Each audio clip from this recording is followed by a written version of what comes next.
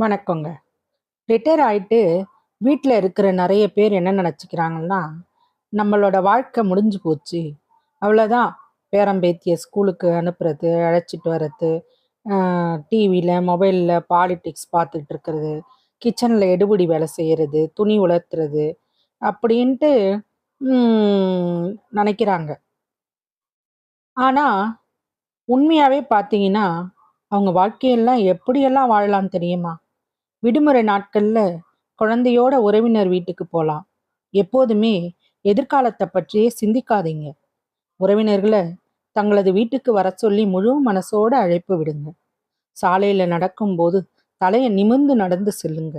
நண்பர்கள், உறவினர்கள் மற்றும் தெரிந்தவங்கள பார்த்தா புன்னகை செஞ்சு குடும்ப நலங்களை விசாரிங்க. வீட்டுக்குள்ளேயே இருந்து வாழ்க்கையை கழிக்காதீங்க. பிற்காலத்துல உதவிக்கு யாரும் வராம மனநோயாளியாத்தான் ஆக நேரிடும். தங்களுடைய திறமைகள் அடுத்தவர்களுக்கு பயனுடையதா இருக்கணும். வாரம் ஒரு முறையாவது குடும்பத்தோட அருகில் இருக்கிற கோயிலுக்கு செல்லுங்க. சொத்து, தங்கம் மற்றும் பணத்தை நினைச்செல்லாம் டென்ஷன் ஆகாதீங்க. ஒரு நாளைக்கு 10 முறையாவது சிரிங்க. நான் பெரிய ஆள் அப்படிங்கிற ஈகோவை விட்டுருங்க. எனது கட்டளைக்கு அனைவரும் கட்டுப்படணும் அப்படின்னு நினைச்சீங்கன்னா, உங்க மனைவி, குழந்தை, உறவினர் எல்லாருமே, நண்பர்கள் எல்லாமே உங்க கூட போலியாத்தான் பழகுவாங்க. வங்கியில பணத்தை சேர்ப்பதை விட்டுட்டு முடிந்த அளவுக்கு தான தர்மம் செஞ்சு புண்ணியத்தை சேர்த்து பாருங்க. உங்களுக்கு உள்ளேயே ஒரு வட்டம் போட்டுட்டு வாழ்க்கையை வாழாதீங்க. இன்னும் சில நொடி, சில நிமிஷம், சில நாள், சில மாதம், சில ஆண்டு அப்படின்னு நினைச்சு இந்த புண்ணிய பூமியை விட்டுட்டு போயிடுவோம் அப்படிங்கிற எண்ணத்துல வாழ பழகிக்கணும்.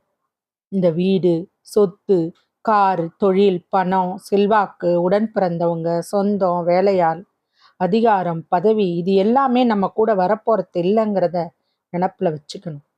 உடற்பயிற்சியும் தியானமும் செஞ்சு உடலை பாதுகாப்பா வைக்கணும். வாழ்க்கையில ஒரு நோக்கம் வேணும். அது இல்லாம ஏனோ தானோன்னுலாம் இருக்கக்கூடாது. இதெல்லாம் கடைப்பிடிக்க கொஞ்சம் கஷ்டமா தான் இருக்கும் நம்மளுக்கு. ஆனா, இந்த ஆன்மா நம்ம பூமிக்கு வந்த நோக்கம் அப்படின்னு என்ன அப்படின்னு நம்ம சிந்திச்சு பார்த்தா, நமக்கே அந்த செயல்பாடுகள்லாம் வரும். எப்பயுமே பெண், மண், பணம், காசு, துட்டு, மணி அப்படின்னு பின்னாடியே அலையாம, நல்ல மனுஷனா வாழ பழகிக்கிட்டோம்னா, அனுபவம் அதிகரிக்க அதிகரிக்க உதடுகள் தாம் பேச்சை நிறுத்திக்குது.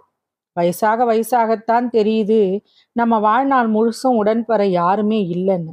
தனியாத்தானே வந்தோம், தனியாத்தான் போகணும்னு இந்த வாழ்க்கை நமக்கு கத்து தருது. தவிக்கிற போது துடுப்பை தராதவங்க கரை சேர்ந்த பின்ன கப்பலை அனுப்பி என்ன பயன்? புரிந்துகிட்டவங்க வெறுக்கிறது இல்ல, பிரிந்து செல்ல நினைக்கிறவங்க நிலைக்கிறது இல்ல. சாதனையில கைகோர்ப்பரை விட சோதனை காலங்கள்ல உங்களை கைப்பிடிக்கிறவங்களே உண்மையான நண்பர்கள். அவர்களை இழந்துடாதீங்க. உங்க வாழ்க்கையை நீங்க வாழ கத்துக்கோங்க. இருக்கிற காலம் வரைக்கும் சுற்றுலா போங்க, கோவில் தலங்களை போங்க, அதை பத்தியே பேசுங்க. அதனால தான் அந்த காலத்துல பெரியவங்க வயதானவங்கெல்லாம் கதா கால சவம் அப்படின்னு சொல்லிட்டு கோவில்ல போய் நண்பர் வட்டாரத்தை பெருக்கி தன் மனசுல அமைதியை ஏற்படுத்திக்கிட்டாங்க. ஆகவே நண்பர்களே, என்னைக்கும் நீங்க தான் உங்க குடும்பத்துக்கான சொத்து. அதனால உங்க மனசை எளிமையா வச்சுக்கிட்டீங்கன்னா உங்களோட ஆரோக்கியம் என்றும் எளிமையாக இருக்கும். அதற்கு அருள் புரிய இறைவன் அருள் தரட்டும் என்று கூறுகிறேன். நன்றி.